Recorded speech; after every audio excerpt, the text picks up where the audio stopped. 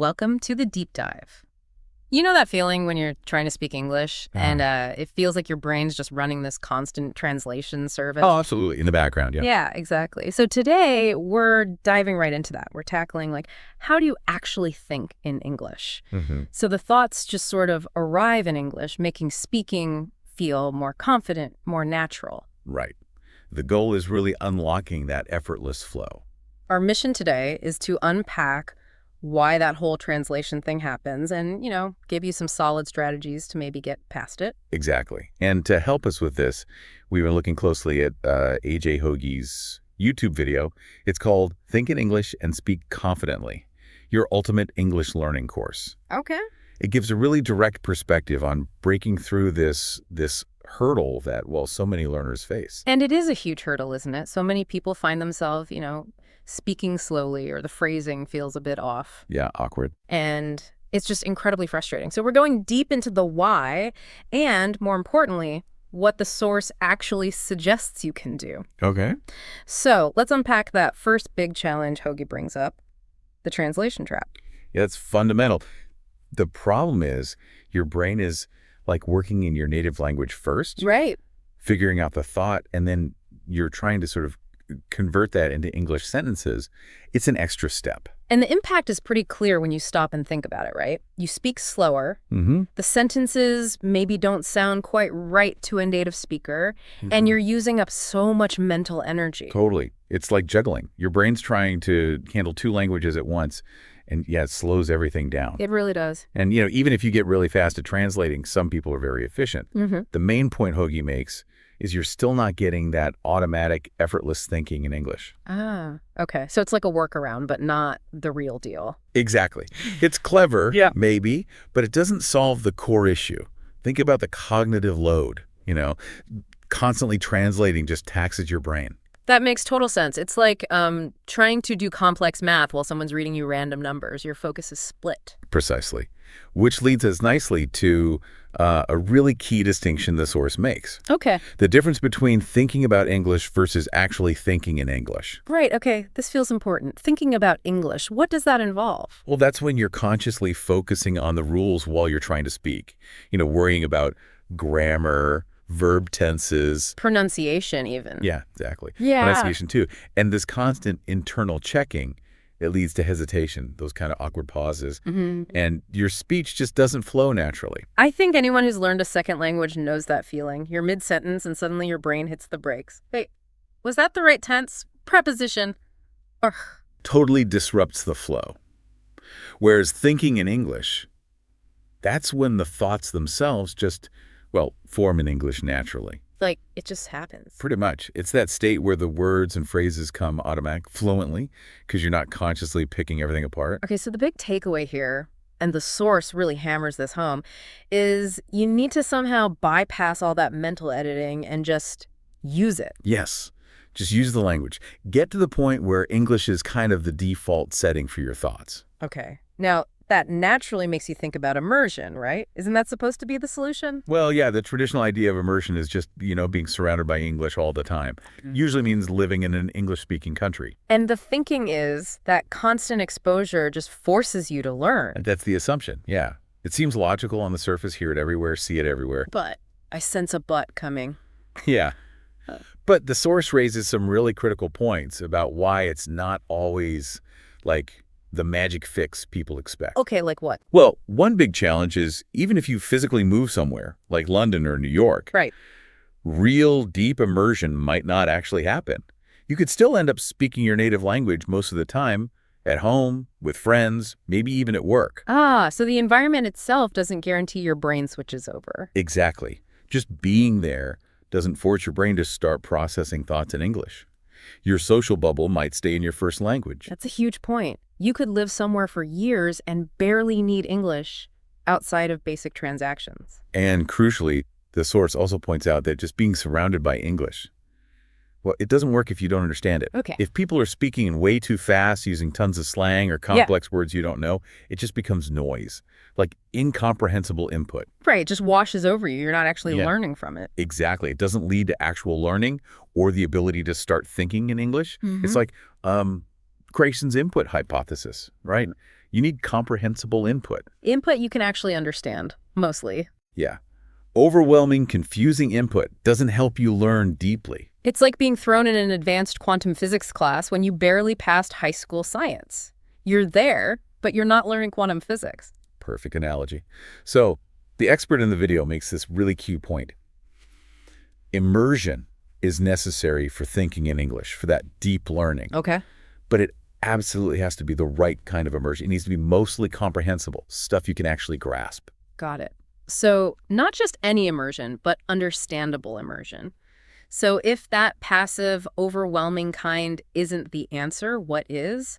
The source then digs into the first key concept for making that shift. Yeah, high-frequency vocabulary. Okay, what about it? Well, this really pushes back against the idea that you need this massive, enormous vocabulary, tens of thousands of words to speak well. Right, that pressure to learn more words. Exactly. Yeah. Now, having a big, passive vocabulary, words you understand when you read or hear them, that's definitely good. But for thinking in English, the focus needs to be laser sharp on your active vocabulary. The words you actually use when speaking. Precisely. And that active list should be smaller. And you need to know those words really, really deeply. Much more deeply than your passive list. Huh. That's kind of counterintuitive, isn't it? We always think more words better. It seems that way, but the source argues that focusing too much on learning tons of advanced words might actually get in the way of thinking in English. How so? Well, the danger of having this huge active vocabulary that you don't know inside out, it leads right back to what we want to avoid. The translation trap. Yeah, or that mental search, like, what's the most impressive word here? Maybe translating from your native language to find some fancy synonym. Right. Rummaging through your mental dictionary. And your brain isn't thinking in English then. It's thinking about words. It's in retrieval mode, not thought mode. Okay, that makes a lot of sense. So trying to be too sophisticated too soon can backfire. It seems so. Huh. And the source uses a great analogy, how kids learn their first language. They start with a pretty small set of common words, right? The basics. And they master those building blocks before they start adding more complex stuff. Yeah, they don't start with philosophical terms. Exactly. You could even think of it like the Pareto principle, the 80-20 rule. Focusing on the most frequent words gives you like 80% of the communicative power. So the practical advice is really focus on learning and deeply, deeply mastering the most common English words. Forget the obscure stuff for now. Nail down the core vocabulary first, the words that make up most everyday conversation. Okay. That feels more manageable. Precisely. Which brings us neatly to the second big concept, deep learning and repetition. Repetition.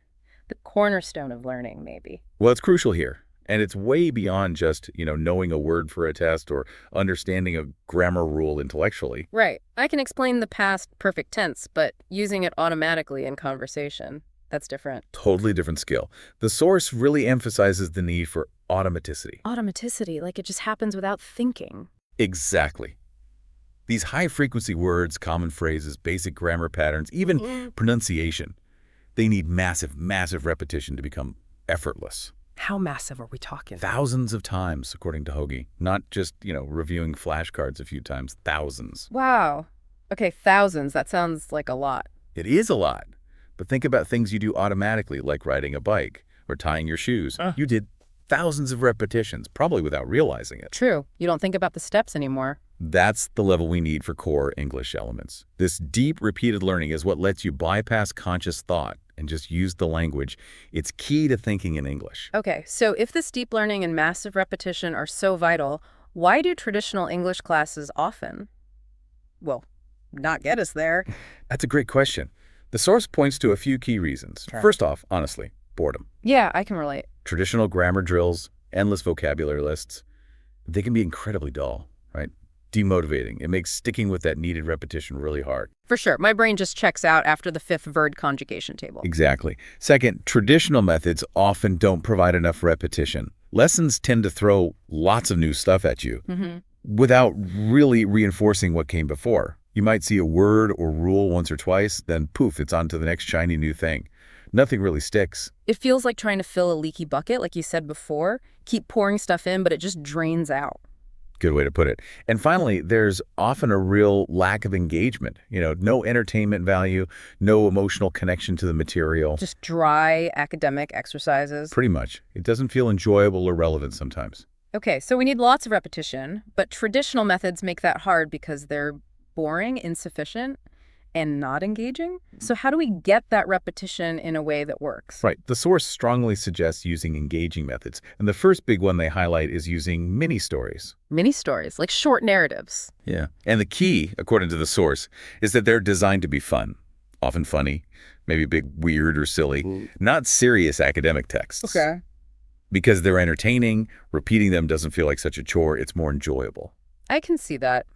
I remember trying to learn some Spanish phrases with these like slightly absurd little stories. They stuck in my head because they were weird. And I didn't mind listening again. Exactly. The entertainment factor makes the repetition almost invisible sometimes. The source even mentions a personal story about learning Spanish with Oscar's mini stories, listening hundreds of times. Hundreds, wow. Yeah, because it was engaging. It didn't feel like forced studying. And our brains are just wired for stories, right? They're memorable. True. Plus, good mini stories are crafted specifically to repeat key vocabulary and grammar within that fun context. So it's like embedding the learning in something enjoyable. Sneaky. I like it. It works. So what's the next engaging method? The next one is point of view stories. Point of view. How does that work? Well, it takes the same basic story from the mini story, but retells it with changes, like changing the tense. Oh, like telling it in the past tense, then the present, then the future. Exactly, or maybe telling it from a different character's perspective. Yeah. You're hearing the same core vocabulary and ideas, but the grammar shifts. Ah, I get it. So you're not just repeating words, you're seeing the grammar change naturally within the story. Precisely. It helps you acquire grammar much more intuitively, through context and seeing it used in different ways, rather than just memorizing rules like past tense ends in ed. That sounds way more useful than drilling verb tables. You see it in action. And the big benefit is it leads to faster, more natural speaking because you're not constantly stopping to consciously apply a rule you memorized. It becomes more automatic, more intuitive. Makes sense. Okay, so mini stories for fun repetition, point of view stories for grammar. What else? There was a third element about context. Yeah, diverse context. This is about going beyond just specific lesson types. It's about encountering that same core high-frequency language. The vocabulary, the grammar, in lots of different situations. So not just in the lesson, but out in the wild. Exactly. Through things like podcasts. Like this one. Hopefully. Books, articles, commentaries, conversations. The more varied the places you meet that language, the deeper and more flexible your understanding becomes. The source mentioned their own materials do this, right? Like an article and then commentaries using the same language. Yeah, reinforcing it in slightly new contexts. And for you, the listener, this means things like maybe read a few books on a similar topic. Or listen to audiobooks and podcasts about related things. Perfect. The key, especially at first, is to focus on easier material, simpler English. That lets you build the automaticity with those core words and basic grammar, past, present, future, without getting overwhelmed. Okay, so build a strong foundation with common language through fun stories, varied grammar perspectives, and seeing it all in different, simpler contexts. That's the core strategy, yeah. Yeah. Create this rich web of repetition. Right. So let's make this super practical. What are some concrete things our listeners can actually start doing today to move towards thinking in English? Okay, first big one. Consciously focus your immersion. Aim for that simpler, high-frequency English. Yeah. Don't jump into super complex stuff right away. Makes sense. Start where you can understand most of it. Exactly. And actively seek out engaging content like those mini stories or similar things. Find stuff you actually enjoy listening to or reading. And then just listen. Listen, yes, but also interact. Try retelling the stories out loud. Answer simple questions about them again out loud. Speaking is key. Okay, active recall. What else? Maybe try techniques like shadowing, where you listen and repeat almost simultaneously, focuses on rhythm and pronunciation. Oh, yeah, I've heard of that.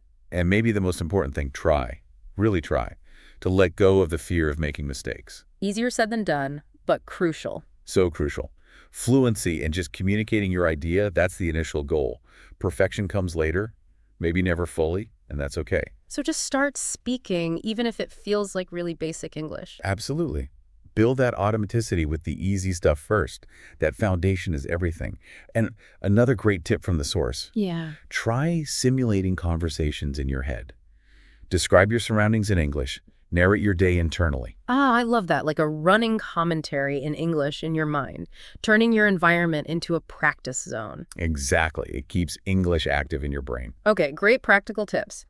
Now, the source also mentioned a couple common struggles learners have. The first one is having a big passive vocabulary, understanding lots of words, but a much smaller active one, struggling to actually use the words you know. Super common. You recognize tons of words when reading or listening, but they just won't come out when you try to speak. Yeah, what's the advice to that?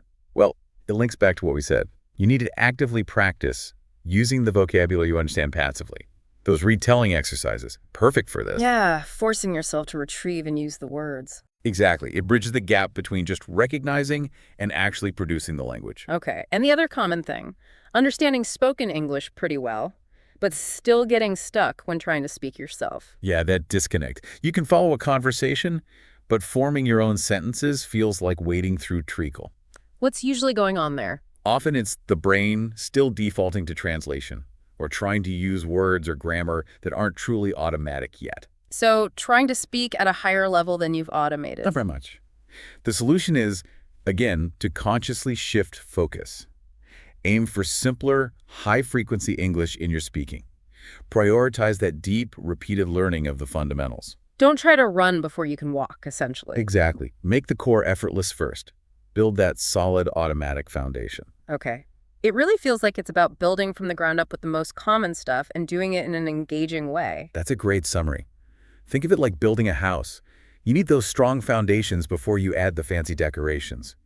Master the basics. So, wrapping this deep dive up then, thinking in English, it's not like flipping a switch, is it? Not at all. It's a process. Mm. It requires consciously changing habits, moving away from translation, moving away from constantly analyzing grammar rules. And instead, intentionally building up deep learning of the common stuff through repetition. Yeah, repetition that's actually enjoyable, using things like stories, varied perspectives, different contexts. And it's how these simple sounding techniques work together that eventually leads to that feeling of English thoughts just popping up. Right. You're making the unconscious use of language more accessible through consistent, enjoyable practice. So here's something for our listeners to really mull over.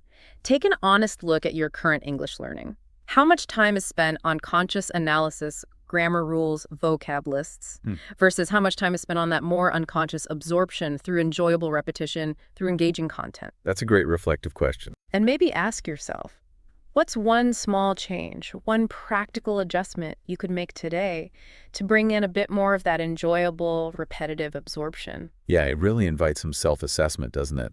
Taking stock of your own journey and maybe trying out some of these ideas. Definitely. Explore resources focused on high-frequency words. Look into deep learning principles. Maybe even check out A.J. Hoagie's stuff directly if it sounds interesting. Ultimately, finding your path to thinking in English is personal. Find what works for you, what you enjoy, and start putting these concepts into practice. Exactly. Experiment and see what clicks. Welcome to the Deep Dive. Today we're jumping into something that I know is a big goal for a lot of you listeners, getting better at actually speaking English. Absolutely. It's often, the skill people want to nail down the most. For work, travel, just connecting. Exactly. And we've got a really solid resource to guide us today. It's from the E.F. Jago blog, an article called How to Improve Your Spoken English, 8 Tips. Yeah, it's quite practical stuff. And our plan is to, dig into these tips, pull out what's really useful, and make it super actionable. Right. We want this deep dive to give you those effective techniques without sort of drowning you in information. Quick and focused. So let's get started. The first tip. Well, it's the big one, isn't it? Speak, speak, speak. You just got to do it. No surprises there. Yeah, nope. The blog really hammers home that there's no magic bullet except actually practicing frequently. And it also mentions speaking with different kinds of people, right? Not just your teacher. Exactly. Huh. If you're lucky enough to be in an English-speaking place, the article points out you're basically surrounded by chances. Like friends, colleagues, even just chatting with someone at the counter. Yeah. Use those moments. And if you're learning back in your home country, well, then it's about making those moments happen. So things like study groups, maybe. For sure. Meet up with classmates, specifically to talk. Find language exchange partners online or, locally. Join communities. Be proactive. Makes sense. You got to use the language to learn the language. Okay. Okay, so tip number 2 is maybe a little less obvious. Reflecting on your conversations. This is interesting. It's about thinking about your speaking after you've actually spoken. So what does that look like? Just replaying it in your head? Kind of. The blog suggests asking yourself things like, okay, how much did I really understand? Was I comfortable with that topic? Did I hear any new words? Okay. And why is that helpful? Well, the article says it actually builds your confidence. Plus, it helps you spot exactly what you need to work on. Like if you always get stuck on, I don't know, past tense quotients. Right. So it's not just about feeling good or bad. It's diagnostic almost. Precisely. And maybe thinking why you struggled. Was it a vocab, grammar, even a cultural thing? That helps you target your practice later. Good point. Okay, what's next? Tip 3 feels connected. Listen and read. Yeah, this one's fundamental. You need words to talk, right? Simple as that. So just consume more English. Pretty much, but actively. The blog lists all sorts of things. Yeah. Movies, music, radio, podcasts, like this one. Right. Books, blogs. Exactly. But the key thing is to notice stuff while you're doing it. New phrases, slang, different ways to say things. Write them down, look them up, see how they're used. That's how you build up that vocabulary arsenal you can use when you speak. Expanding the toolkit, basically. Got it. Input feeds output. Okay, tip 4 sounds super practical. Prepare cheat sheets. Yes. This is for those times when you freeze up because you don't know what to say. Yeah. That anxiety is real for learners. Oh, yeah. Definitely felt that. So the cheat sheet idea is simple. For specific situations you know are coming, jot down some key words and phrases beforehand. What kind of situations are we talking about? The blog gives examples like a doctor's appointment, paying a bill, ordering in a restaurant. Job interviews, maybe? Job interviews, absolutely. Making a complaint. You just research some relevant vocab, common questions or statements, and have it handy. It's like giving yourself a safety net. Take some pressure off. Totally. Yeah. Reduces that uncertainty. Which ties into the next tip, number 5, which deals with something lots of people find stressful. Let me guess. The phone. You got it. Pick up the phone. Ugh. Yeah, phone calls in another language can be tough. They really can. And the blog points out why. You lose all the visual stuff, no body language, no lip reading, none of that. So what's the advice? Just force yourself. More like ease into it. Start it with lower stakes calls, you know. Friends, maybe family, people you're comfortable with. Okay, build up the confidence. Right. Then move on to slightly harder things like making appointments or asking for information. And I suppose those cheat sheets from tip 4 could come in handy here too. Exactly. The blog explicitly links them. Prepare your questions, list some useful vocab for the call. It helps make up for not seeing the other person. Smart. Okay, tip 6. Record your voice. Ooh, controversial. Yeah, nobody really likes hearing their own voice, do they? Definitely not me. But the blog makes a strong case. It lets you hear yourself how others hear you, and you might notice things you weren't aware of. Like what? Mumbling? Could be mumbling, or speaking way too fast when you get nervous, or maybe certain sounds aren't quite clear. Okay. I can see the value, even if it's uncomfortable. And hey, the article also says you might be pleasantly surprised. Maybe your English sounds better than you thought. That would be nice. And for extra benefit, they suggest sharing the recording. Maybe with a teacher or a native speaker friend, get some specific feedback. That external perspective could be really valuable. Okay, what's tip 7? This one's about how we learn vocabulary, learn phrases, not just single words. Chunking language together. Exactly. It's about sounding more natural, more fluent. Instead of just learning hello and how and are and you, learn the whole phrase, how are you? Or even more casual ways to say it. Precisely. The blog uses the example of hello, how are you today? Versus things like, what's up, man? Or, hey, dude. Or maybe, how'd it going, mate? Depending on where you are. Building up a phrase book in your head, basically. Kind of. But, and this is important, the blog adds a warning about formality. Right. What's up, man? Might not fly in a board meeting. Probably not. You got to know your audience and the situation. That's part of fluency, too. Very true. Okay, last one, tip number 8. And it's a good one to end on. Have fun. Yes. Learning shouldn't feel like a total chore all the time. Definitely not. The blog suggests finding ways to make practice playful. Talk to yourself in English, sing along to songs. Tongue twisters. Tongue twisters, yeah. And they have this cool idea of doing 1-minute impromptu speeches. On what? Anything. Random topics. Yeah. Like snakes, or coffee, or India, or hypotheticals like, if I ruled the world, or personal stuff. Like 3 surprising facts about me. Or even those classic questions like chicken or the egg. That actually sounds fun, and good practice for thinking on your feet. Exactly. It builds confidence, gets you talking without overthinking, and keeps things interesting, which helps you stick with it. Makes total sense. So a quick run through again. Speak a lot, reflect afterwards, listen and read actively. Use cheat sheets for tricky situations. Get comfortable with phone calls gradually, record yourself sometimes, learn phrases, not just words, and crucially, make it enjoyable. That's a really solid set of actionable tips from that EFJGO blog post. Not just theory, but things you can actually do. Absolutely. And maybe for everyone listening, the question now is, which one of these sort of jumps out at you? Yeah, what feels like something you could try, maybe even today. Doesn't have to be huge. Right. What's one small step? Could be reflecting for 2 minutes on your last English chat. Could be picking a silly topic for a 1-minute speech later. Just taking that first active step, beyond just listening to us talk about it. Exactly. Think about what feels maybe most needed, or even just most interesting for you right now. That's probably the best place to start your next move in improving your spoken English. You know that feeling? You're in a meeting, trying to get a really key idea across, and it just feels like, like the words aren't quite hitting the mark. Oh, absolutely. Wanting to sound clear, confident, make sure people get what you're saying. Exactly. So today we're doing a deep dive into just that. How to be more articulate, how to speak more clearly. We're looking at a really interesting YouTube video from Cara Ronan. Yeah, she's got some great stuff. And what I really liked is her core message straight off the bat.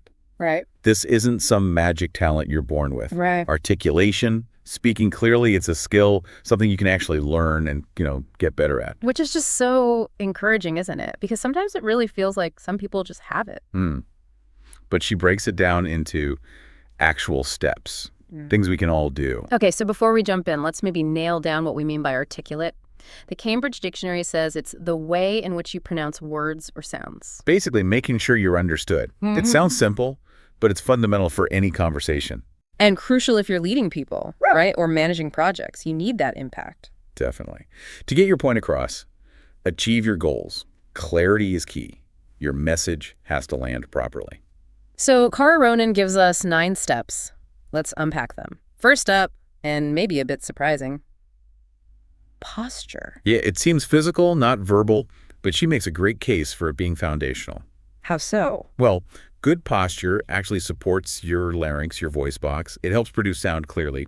If that whole system is kind of crunched up. Then the sound gets muffled. Exactly. Think about how we often are, especially with phones. Oh, tell me about it. Head down, shoulders curled. I do it all the time. Right. And she points out that this literally restricts your throat area. Yeah. Creates tension, not just neck and shoulders, but even like your face muscles, your back. Wow, okay. So that slouch isn't just uncomfortable. It's actively working against clear speech. Pretty much. It makes it harder to project, harder to form sounds distinctly. And we often carry that posture in conversations without even thinking. And what about when you're nervous, like giving a presentation or something? Good point. She mentioned that too. We tend to get defensive, right?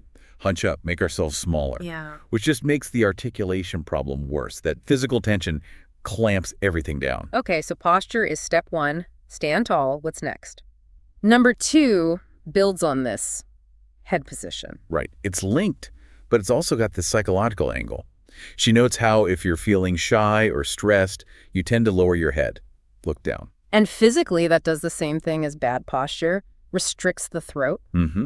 Puts strain on the larynx, the neck muscles. It just hinders clear speech. Makes it harder to get the words out cleanly. It's like you're physically trying to hide, almost. Kind of. And the fix. Gently raise your chin. Just lift your head up a bit. Yeah, not like you're looking down your nose at people. She warns against that. Right. Avoid looking arrogant. But just lifting it slightly opens up the throat, relaxes those muscles, makes speech clearer, more resonant. Plus, it projects a bit more confidence. That makes sense. She mentioned something about the neck being vulnerable, a primal thing. Yeah, that's an interesting point she makes.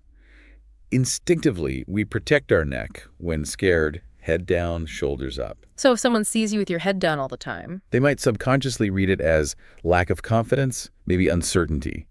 So lifting your chin aligns your body language with, clear, confident speech. Okay. Posture and head position. Got it. Physical foundations.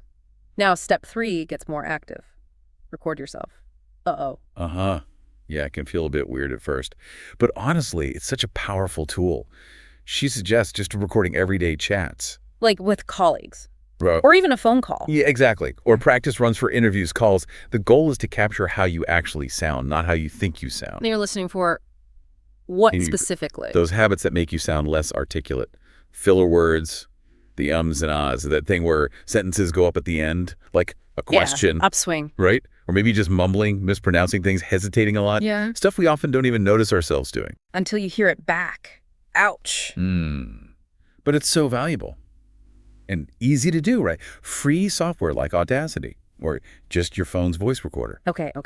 I'm convinced. Record yourself. Painful but necessary. What's step 4?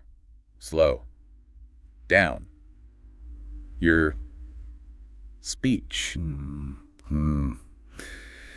This one hits home for me. I tend to talk fast when I get excited. Me too. And Ronan actually shares that she had the same issue pronunciation suffered when she spoke quickly.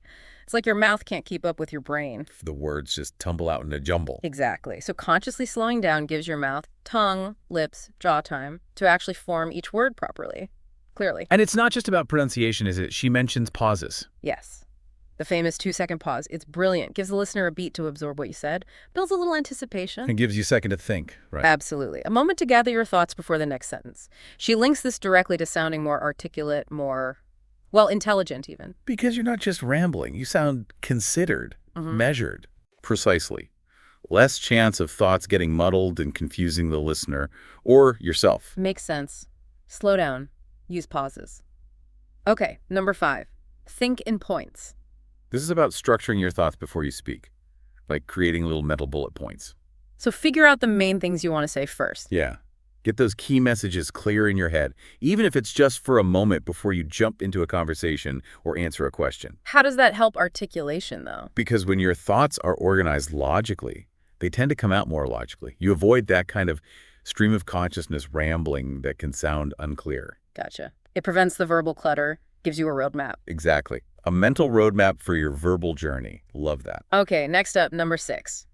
Use understandable language. This seems obvious, but maybe it isn't. Well, she challenges that idea that being articulate means using big, complicated words or super long sentences. Right, like you have to sound like a walking thesaurus to be taken seriously. Yeah, and she argues that often does the opposite. It can confuse people or bore them or just make them tune out if they don't know the words. So true clarity comes from? Connecting with your listener. Using words they understand, whether you want to inform them, inspire them, whatever. It's about them, not about showing off your vocabulary. Put yourself in their shoes. Use concise language. Get to the point. Exactly. Clarity trumps complexity, almost always. Okay, number 7. Those pesky filler words. The ums, the likes. The you-gones, basically. Yeah. Literally. She lists quite a few. We use them to fill the silence while we think, right? Verbal placeholders. Guilty as charged. Like, is definitely one of mine. Huh. Mine too, sometimes. Yeah. But she makes a good point. They're not always bad. Oh, how so? Sometimes a little can signal, hang on, I'm not finished yet, and stop someone jumping in too quickly. Okay, fair enough. A subtle conversational cue. But, yeah. And it's a big but, use them too much, and it really waters down your message. Makes you sound hesitant, less clear, less articulate. Which brings us back to recording yourself. Yeah, hear how often you're actually using them. If it's a lot, she suggests consciously trying to cut back. Replace the filler with a silent pause. That pause again, it seems so powerful. It really is. Swapping fillers for pauses makes you sound more confident, more direct. All right, step 8. This shifts focus.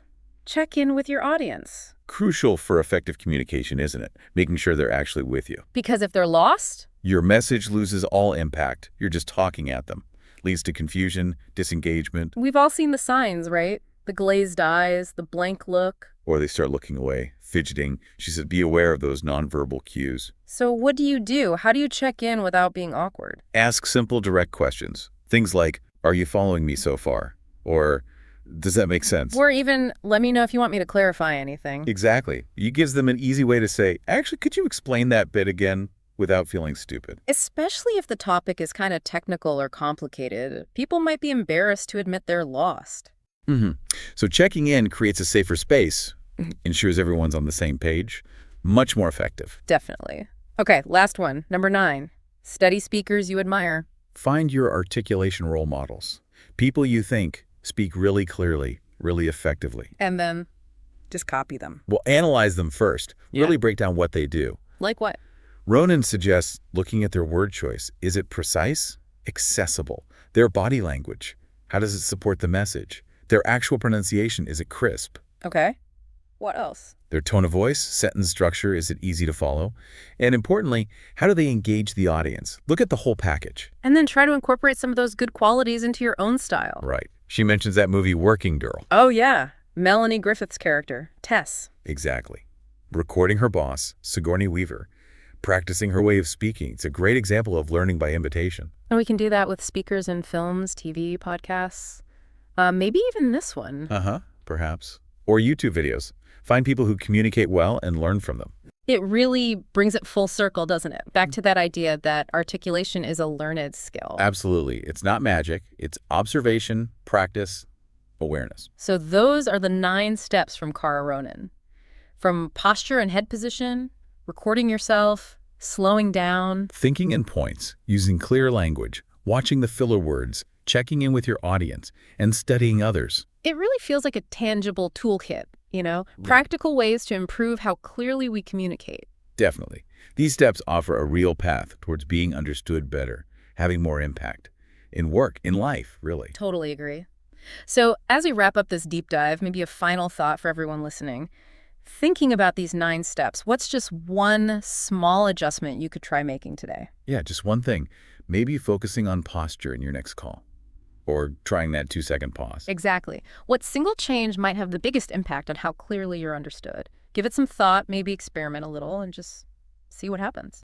So you're here because you want to speak English fluently, right? And you're probably looking for strategies that actually work. Exactly. Not just, endless grammar drills. Right.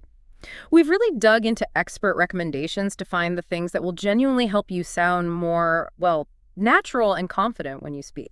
That's the plan. We've sort of sifted through the best advice out there that you can think of this as your cheat sheet to fluency. Yeah, I like that. A cheat sheet. Yeah.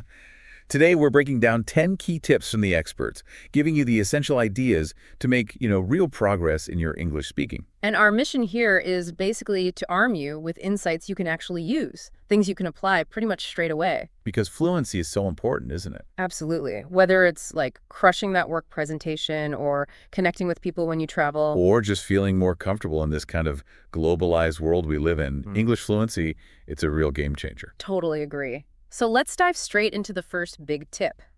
Practice listening and speaking. Seems obvious, maybe. It does sound obvious, but there's a key difference here.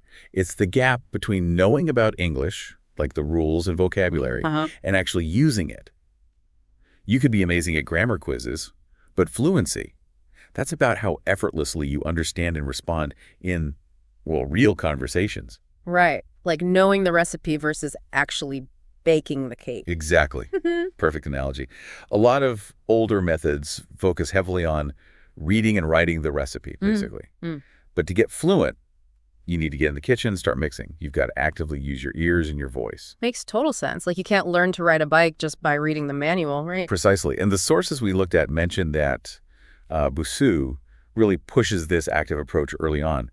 Dialogues, speaking exercises right from the beginning. Yeah, I saw that. Which kind of mirrors how we learn our first language. Yeah. Kids listen and speak for ages before they even look at a written word. So by jumping into dialogues and speaking early, you're training your brain and your mouth to work together, which is, vital for those spontaneous English chats you're aiming for. Okay, got it. Tip number 2. Make a plan and stick to it. This feels like solid advice for pretty much anything you want to achieve. It really is.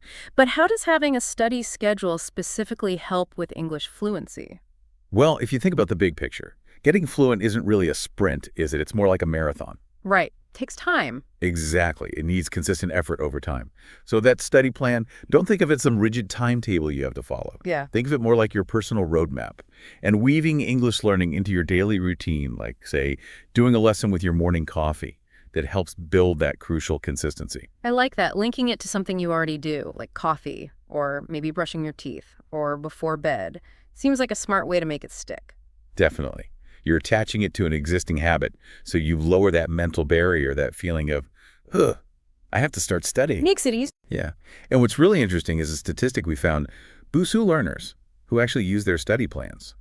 They learn significantly more and faster, too. Wow, okay. That's pretty compelling. It really shows the tangible benefit. It's not just about feeling organized, it actually gets results. Powerful stuff. Yeah. All right, moving to tip 3, and this is one I know trips up a lot of learners. Become pronunciation obsessed. English pronunciation. Wow. Oh, yeah. You're not wrong there. It can feel like a whole separate challenge sometimes. It really can. While English grammar can be surprisingly flexible in places, pronunciation, it's notoriously tricky, very nuanced. But what's fascinating is how much clear pronunciation really boosts your overall fluency. Think of it like the foundation of a building. Okay. Your grammar might be the complex structure on top, but if the pronunciation is shaky, the whole thing can be hard to understand. Yay. Even perfect sentences might get missed. That's a really good way to think about it. If people can't quite catch what you're saying, the grammar doesn't matter as much. Precisely. And the experts emphasize this. Even if your grammar isn't perfect yet, clear pronunciation significantly boosts how fluent people think you are. And your own confidence, too. Right. So investing time in it pays off. Absolutely. Things like dedicated pronunciation lessons, which you often find on language platforms, they can be incredibly helpful for tackling this specific area. Good to know. Okay. Tip 4 is all about learning from native-level English speakers. How is that different from, say, a textbook or a structured class? Well, this touches on the living, breathing nature of language, doesn't it? Formal lessons give you the essential skeleton, the grammar rules, the basic vocab. A framework. Exactly, the framework. But real-world English, it's packed with subtleties. The way intonation rises and falls naturally, everyday phrases, slang. Things you don't always find in books. Right. Native speakers give you direct exposure to all that authentic stuff, the way English is actually used day to day. So it's like getting the insider's guide.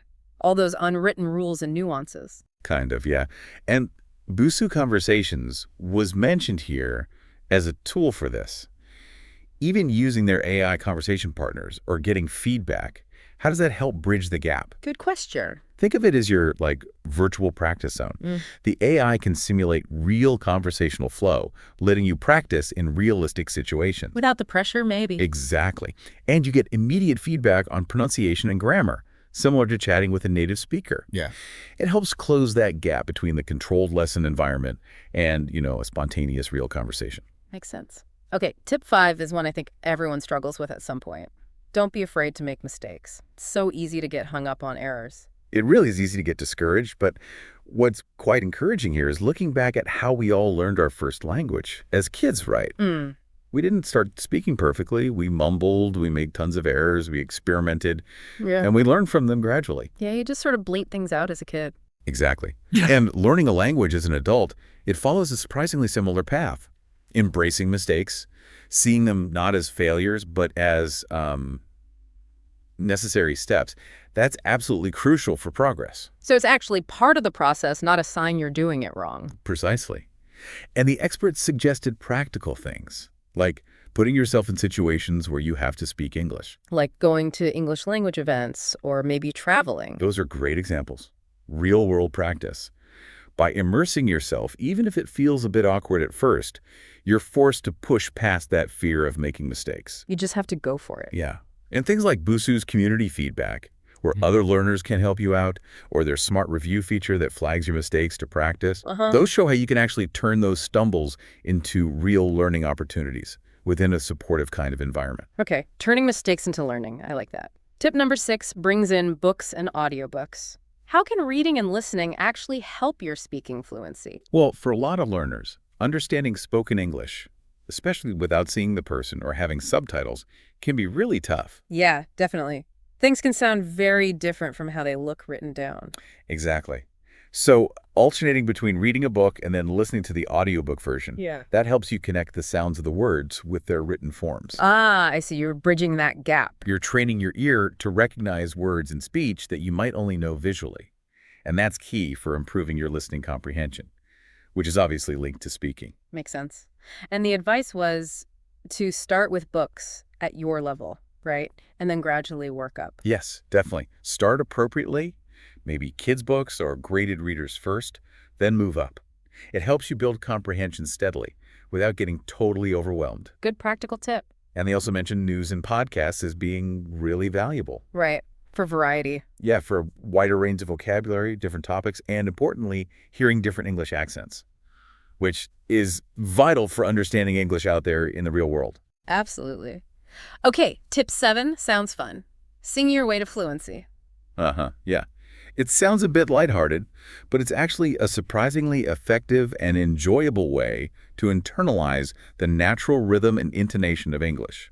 How does that work exactly? Well, by repeating after characters in TV shows you like, or learning the lyrics to English songs you enjoy, you're basically mimicking native speakers. Ah, imitation. Yeah, in a relaxed, low-pressure kind of way. You're getting your mouth used to making the sounds and flowing between them naturally. But there was a caution, too, wasn't there? About understanding what you're singing or saying. Yes, very important point.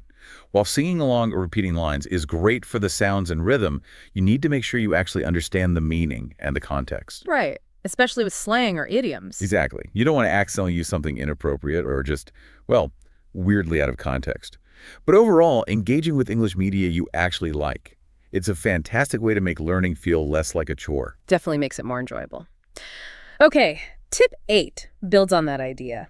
Keep learning in your downtime, weaving English into your leisure time. Yeah, it's about increasing your exposure consciously, making English part of your everyday life, even when you're not studying in the traditional sense. So like rewatching favorite shows. Yes.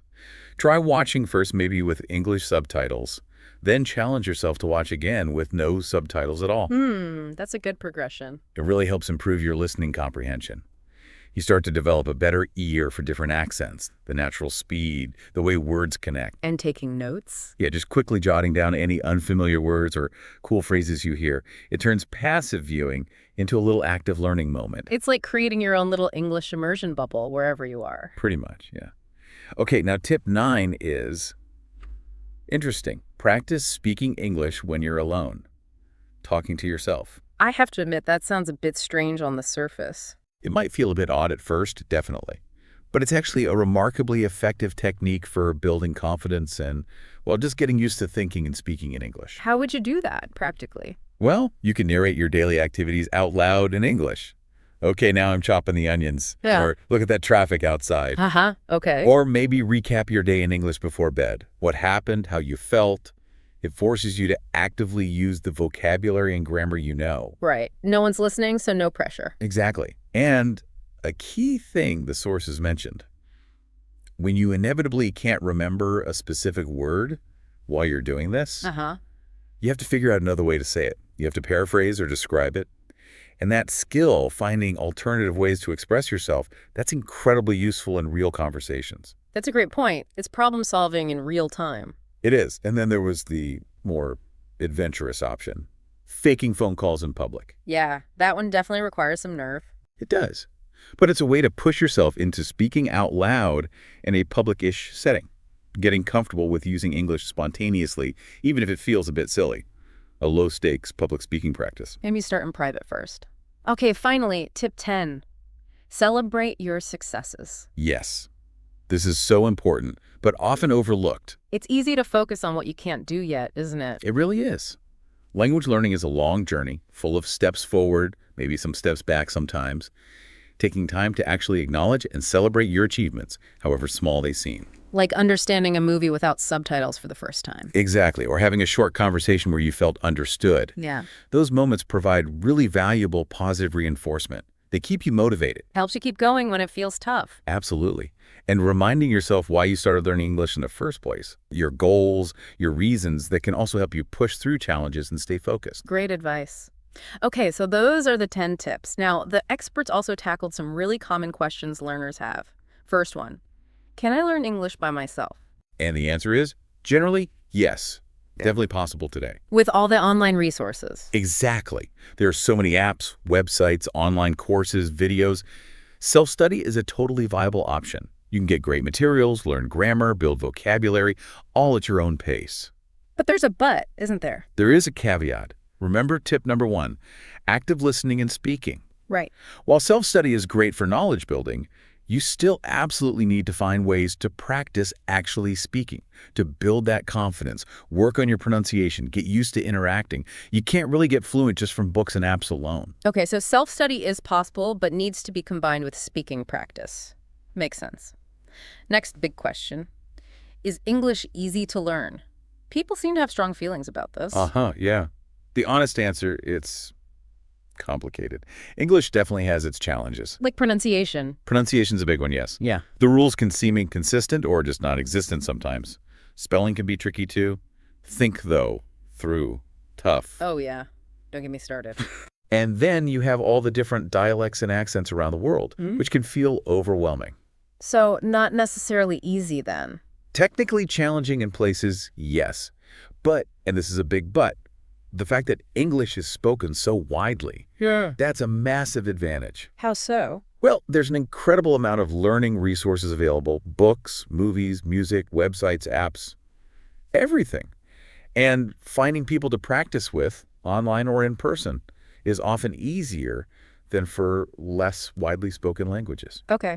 So maybe challenging in some ways, but lots of support and opportunities available. Exactly. So perhaps not inherently easy, but very accessible to learn, if that makes sense. It does. Now, the million-dollar question. How long does it actually take to become fluent in English? Is there a magic number? The magic number question. Unfortunately, no. There's no single answer that fits everyone. Depends on the person. Totally. It depends on your starting point. What level of fluency you're actually aiming for fluent can mean different things to different people. And crucially, how much time and consistent effort you put in. That's probably the biggest factor. So are there any benchmarks, guidelines? Well, there's the Common European Framework of Reference for Languages, the CEFR. It's a widely used international standard. Okay. And the CEFR guidelines suggest that reaching an advanced level, which they call C1, typically takes somewhere around 700 to 800 hours of dedicated study. Wow. 700, 800 hours. That's a serious commitment. It is. But again, that's just a guideline. Some people learn faster, some take longer. And tools like the Busuu study plan can give you a more personalized estimate based on your own goals and how much you plan to study each week. Right, personalized is probably more helpful. And that CEFR framework sounds useful for understanding levels. Which brings us to the next question. What level of English is fluent? It feels a bit subjective. It is somewhat subjective, you're right. When most people say fluent, they usually mean being able to speak smoothly without too much hesitation. Like without constantly stopping to search for words or translate in your head. Exactly, expressing yourself relatively easily. But it's good to distinguish that kind of conversational fluency, the ease of speaking, from overall language proficiency. Okay, what's the difference? Proficiency includes accuracy too. Correct grammar, wide vocabulary, good writing skills, understanding nuances. You can be conversationally fluent but still make grammatical errors, for example. I see. Platforms like Busuu use those CEFR levels we mentioned, A1, A2, B1, B2, C1, C2, to define proficiency stages. Reaching C1 generally means a high level of fluency and proficiency. You can handle complex situations, express yourself clearly, spontaneously. So C1 is a good target for fluent. It's generally seen as indicating a high degree of fluency, yes. Think of the CEFR as like a global ruler for measuring language ability. Got it. Okay, last question and a very practical one. Can Busuu help prepare me for an official English fluency test, like IELTS or TOEFL? Yes, absolutely. That's something they focus on. Their main complete English course is specifically built around those CEFR standards, which are the basis for most major language tests. So the course content aligns. Exactly. And when you complete levels in the Busuu course, you can actually get Busuu English certificates, which show your progress against those CEFR levels. Okay. Plus, for people specifically targeting exams, Busuu often has tailored courses focusing on things like business English, academic English, or specific test-taking strategies for exams like IELTS. So specific exam prep is available too. Good to know. Definitely. All right, so bringing it all together then, it really sounds like reaching English fluency is genuinely achievable. It takes work, consistent work. Absolutely. It's not magic. But with the right strategies, like the ones we've talked about, backed by expert advice, it's definitely within reach for anyone willing to commit. Exactly. We've covered a lot on the need for active practice, structured learning, focusing on pronunciation, Learning from native speakers, not being afraid of mistakes. Using books, audiobooks, music, TV shows, talking to yourself. Yeah. And crucially, staying motivated and celebrating every step forward. These aren't just vague ideas, they're practical actions you can take. Really concrete tips from this deep dive. Yeah, steps you can start using literally today to move closer to speaking English fluently. So for you, our listener, as you think about everything we've explored today, here's something to consider. What's just one small but consistent action inspired by these expert tips that you'll commit to taking today to really start propelling yourself towards your English fluency goals?